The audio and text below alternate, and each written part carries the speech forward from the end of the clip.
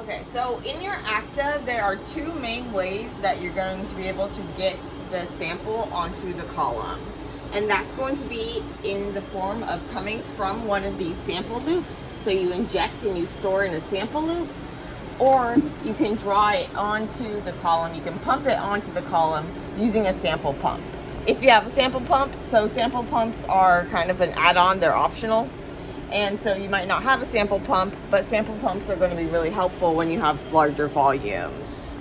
So for these sample loops, you inject your sample into here, and then you store it in a loop. And these loops come in different sizes, and you can choose the size based on your sample size.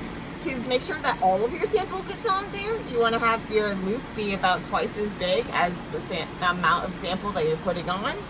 But if you want to make sure you get an exact volume of your sample, then you want to make sure that you have it more than the loop size, because any extra that you push in there is going to then go out to the waste. Another thing to consider is that if you have it smaller than your loop size, then your sample is going to get diluted a little bit. So this is a 500 microliter loop that's on here right now. And they also have 1 ml loops and 100 microliter. We have 5 milliliter, 2 milliliter, so that just depends on how much sample you're injecting in there. And how much sample volume you're injecting is also going to depend on the type of purification you're doing and the type of column that you have and the capacity. For different types of chromatography, you're going to be doing different types of volumes and samples. And so for size exclusion chromatography, you want your sample to be really concentrated, but not so concentrated that it's going to precipitate. And that is why you often are going to use these smaller loops for your size exclusion chromatography. How these loops work is you inject your sample and it stores it in those loops. And then when you're ready, you tell the system to go and switch a valve so that your sample is going to go on the column. So until then, it's just kind of stuck in this loop, and everything is going to be flowing. So your buffer line, so you have your A1 buffer line right here. This buffer line, it's basically going to be this takes you down and it takes you through this column. And the valve is set so that it is going to be taking it from the buffer line. But then, and your sample is stored in this loop, safe and sound. Then it's going to switch the valve position, and then it'll make it so that the buffer is going to then push your sample out of the loop and onto the column. And so it's just stored there until you tell it to, either manually or in your method. Yeah, so now it's stored in this loop, and then we will send it over onto the column when we're ready in our method. But first we've got to get the method going, and the method is going to start by equilibrating the column with the buffer that we just washed. So you're typically going to be using the injections for size exclusion chromatography, which is what we have hooked up right now, because our volumes are going to be small. But for some methods where you have things where the protein is actually sticking to the column, so if you have some sort of affinity chromatography, then it's okay if your sample is a larger volume. It's okay if your sample is more dilute, because it's going to get stuck on the column. And because it's stuck on the column, then you don't have to worry about just totally diluting your sample out. And because with size exclusion chromatography, the sample, it's not sticking to the column, and so the volume's going to matter, because if it's a larger thing, then the things are going to get a head start that get into the column first. And then you're not actually going to be separating them based on size. If you have one of those other methods, you want to have a larger volume sometimes. And so if you're going straight from, say, a lysate onto your column, you might have a lot of cell volume. If you're doing cation exchange chromatography, anion exchange chromatography, where you're having things stick based on charge, you want to start at a low salt concentration for those. And so one way to get a low salt concentration is by diluting your sample out of a higher salt buffer, but then you're going to increase your volume. And so you have a large volume, you want to get onto the column. This is one option, it's a super loop, and so basically it's going to then hook up to the loop position, but it's going to be able to hold a large volume. And then when you're ready, this valve switches in here, and then your sample goes from the loop and onto the column. These super loops are kind of a pain to work with, And so what I prefer is a sample pump. So a sample pump is an add-on, so it's not like it comes standard with it, so you have to get it extra, and so you might not have a sample pump. But a sample pump is really great. So you have these different positions in your inlet valve for your samples, so you can have different sample lines, and you can set up like a queue, so it'll do one and then the other and then the other and then the other. The sample line, so this is the S1 line right here. You can see that it's coming out of here and into my sample. Well, right now it's just going into water, but we'll stick it in sample in a minute. What's going to happen is it gets pulled out and into here, and then it's going to go from here. It's going to come here, and it's going to go out of this line into the sample pump. In here, there's an air sensor. What you can do is you can set up your method either to pump out like a set amount of liquid, or you can set it to pull out until it senses air. And it's gonna sense air when it's in here. So this in here is gonna sense the air, and then it's gonna send things to here. It's okay that there's a little air in there right now, because what's gonna happen then is that it's going to chase it with buffer. And so we have this buffer line that will go into your buffer, and it'll pull out a little bit of buffer, and it's gonna then push whatever of your sample was still in this line that hadn't reached the pump yet. It's gonna push that out, but it's gonna stop before it would inject on the bubble onto your column.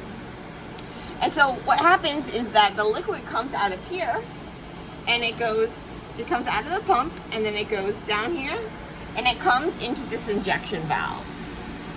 And so if you had a sample in the sample loop, your sample loops are right here too.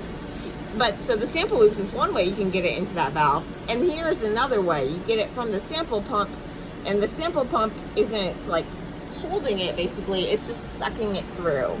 And it's gonna come now and it's gonna inject your sample. But it's gonna stop that injection before it would have injected a bubble on there. And so we are going to try seeing if we can see this with dye. And so let's go ahead and test out the sample pump. Okay, so Ryan and Karina are going to try this out. And so we've got our sample, which right now is just some dye. And we want to stick our S1 line in the sample. And so what we're going to do is we're going to take this, and these clamps are where we can hold a tube. So you can go ahead and stick that tube in there. Okay, and now we're gonna get our S1 line and stick the S1 line in there. So, this one? Yeah, exactly, okay. So this one here? Yes. Yeah, so it's, there we go. Pull it out.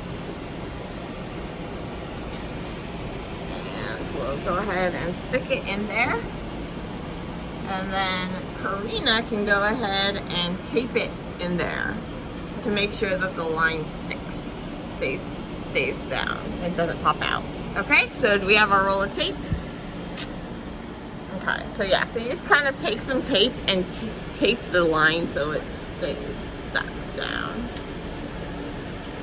Because if it pops out, what we're going to do is we're going to have it do an air sensor, and if it just pops out, it's not actually going to suck up our sample. There we go. Okay, right. So now it's going to suck this up, and it's going to take it on. And so we have our method set. I set up a method, and the method, what it's basically going to do is it's just set so that it's going to do 10 mils per minute. I'm bypassing the column so that I don't need to worry about any problems with that. And what it's going to do is it's going to take it from the S1 and inject it all using the air sensor, and then it's going to chase it with the middle of the buffer. And so right now we have it set with this air sensor, but you could also set it so that you have a fixed volume. Okay, so why don't we go ahead and go to our method navigator and find that method and get it running. Now it is going to our S1, and it's going to be taking our sample onto the column. And so if we come over here, we should see that the liquid level is going down, and we've got the liquid is flowing through this line, and it's coming, and it's going to be going in through here and into this sample pump, And now we can't see it, but it's going through this line, and it's gonna go, and it's gonna go through that air sensor, and then it would go onto the column, but we're bypassing the column, and so it should just be coming out of our waste. And so you can see our waste is starting to turn a little blue.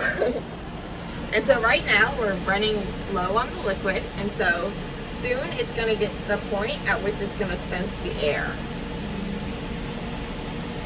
It's going to keep pulling, it's going to keep pulling, it's going to keep pulling. And uh-oh, there's air. Oh no, there's air bubbles. Don't worry, it's going to get pushed out. I mean, it's not going to get pushed onto our column, it's going to get stopped before that would go on our column. Because right now it's going to be switching so that it's taking buffer, and the buffer is now going to be chasing it on. But the buffer, when it comes, it's going to stop so that it stops with the bubble still in the line, and so it's not going to get onto your column. If we were to be putting it on our column, it wouldn't get onto our column. But we were able to get all of the sample out of here, because it's going to pull all of our sample into here, and then it's going to take buffer afterwards in order to get it out. And so you can see that the buffer is now being used in order to get our sample over here, but it's going to stop it before that air would have gone onto our column. And then all of our sample gets onto the column, but not the air bubbles. Ooh, yep, so it worked. Oh, what do we think about protein purification? Amazing, spectacular. Awesome. Fun!